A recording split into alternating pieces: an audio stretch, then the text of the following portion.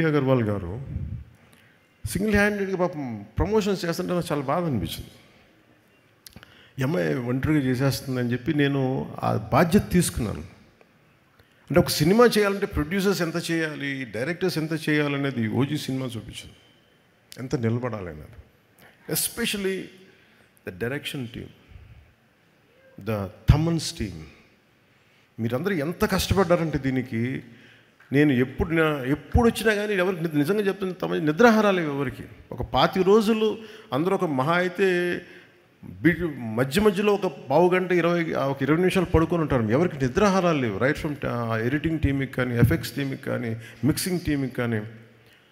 నాకు అనిపించింది వీళ్ళందరి కష్టాన్ని చూసి వాళ్ళు ఒకటే అడిగారు, నన్ను చిన్న కోరిక అడిగారు, నువ్వు బ్లాక్ డ్రెస్ తీసుకుని కటన పట్టుకురావు కింద నుంచి మేము అలా చూసుకుంటాం అంటే.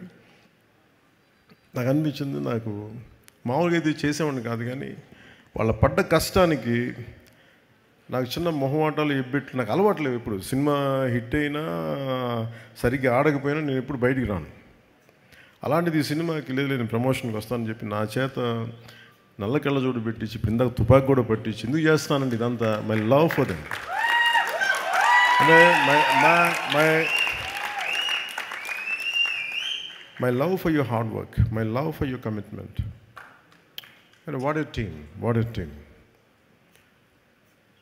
తమన్ గురించి చెప్పాలంటే నేను తమన్కి భయం వేసేది, ఇతను మీసం మెలేస్తాడు.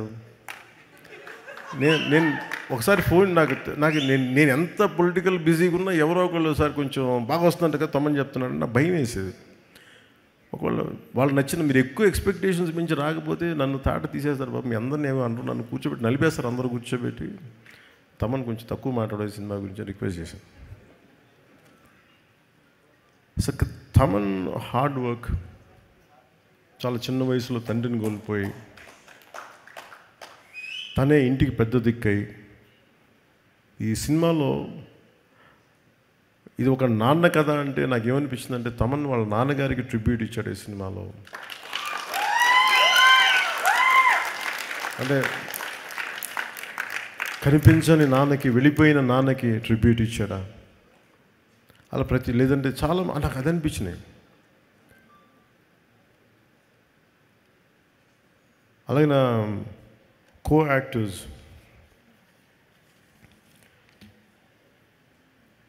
First let me start with Prakash Raj గారు. నేను ఈ సినిమాలో ప్రకాష్ రాజ్ గారు ఉన్నారు, మీకేమన్నా నన్ను అడిగారు ప్రొడక్షన్ వాళ్ళు మీకేమైనా ఇబ్బంది ఉంటుందా అంటే సార్ నాకు అసలు ఇబ్బంది ఉండదు ఎవరితోటి. నా పొలిటికల్ అభిప్రాయాలు చాలా బలంగా ఉంటాయి. నాకు ఒక విషయం చెప్పాలనుకుంటే మొహమాట పడను, చెప్తాను. కానీ ఇంకొక నా యాక్టర్స్ కూడా అభిప్రాయాలు ఉంటాయి, దాని తప్పే లేదు. ఒక్కోసారి పర్సనల్గా అవుతుంది అది. అంత మాత్రాన సినిమాకి నేను ఇచ్చే గౌరవం ఏంటంటే, సినిమాకి నాకు ఎందుకు అన్నం పెట్టిన తల్లి ఇది నాకు సినిమా. ఈరోజు నన్ను కూర్చోబెట్టి నన్ను డిప్యూటీ సీఎం హోదాలో పెట్టింది అంటే అది సినిమా నాకు ఇచ్చింది.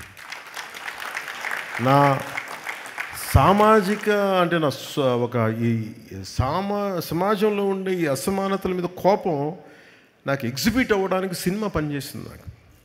అందుకని నాకు సినిమా అంటే చాలా చాలా గౌరవం. అందుకని మీరు ప్రకాష్ రాజ్ గారు ఉంటే మీరు యాక్ట్ చేస్తారా లేదా అంటే సార్ అస్సలు నాకు ఇబ్బంది లేదండి.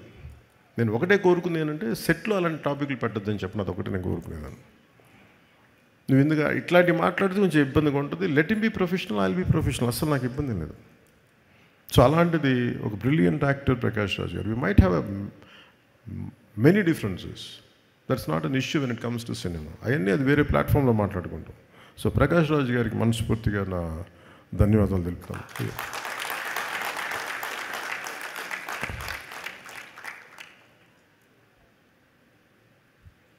ఇమ్రాన్ హష్మీ గారికి నేను మొన్న అడిగాను, ఇమ్రాన్ హష్మీ గారిని కలిసినప్పుడు అడిగాను, ఎందుకు మీ సినిమాల్లో మంచి పాటలు ఉంటాయి, వాట్ డూ యూ కాంట్రిబ్యూట్ అంటే, లేదు నేను బాగా కోరుకుంటున్నాను బాగుండాలని. Great actor, a brilliant performer, the well-groomed man, handsome actor. ఆయన హీరోగా ఉండి సినిమాలో యాంటీ హీరోగా అంత మంచి పాత్రని మలిచినందుకు సుజిత్ గారికి, ఆయన బాగా చేసినందుకు వారికి my wholehearted congratulations to Imran Hashmi G.